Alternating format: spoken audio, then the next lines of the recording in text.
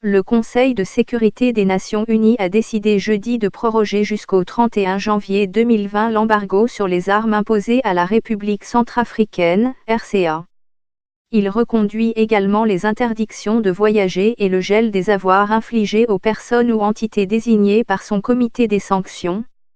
La résolution 2454 a été adoptée à l'unanimité et invite tous les États membres de l'ONU à continuer de prendre les mesures nécessaires pour empêcher la fourniture, la vente ou les transferts directs ou indirects à la République centrafricaine, d'armements et de matériel connexe, ainsi que toute assistance technique et aide financière en rapport avec les activités militaires.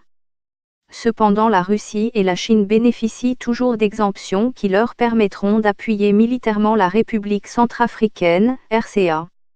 Depuis son adoption, l'embargo qui frappe le pays a été partiellement levé à 2 reprises. À lire aussi RCA, le mandat de la MINUSCA a renouvelé une pétition pour la destitution de Mea Kassoua en RCA, un ex-milicien de la RCA extradé vers la CPI. Elle a permis à la Russie de livrer armes aux forces armées centrafricaines, les FACA, et à la France de fournir fusils d'assaut de type Alaska-47 et 3 véhicules amphibies. L'ancien ministre centrafricain, candidat à l'élection présidentielle de décembre 2016, Marcel Djimassé, plaide pour la levée totale de l'embargo. Nous sommes en face de 2 poids 2 mesures.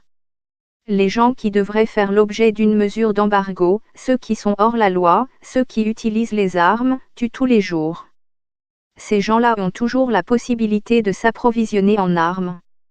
Alors que l'armée nationale que la communauté internationale a contribué à restructurer, à former, n'a rien pour leur faire face.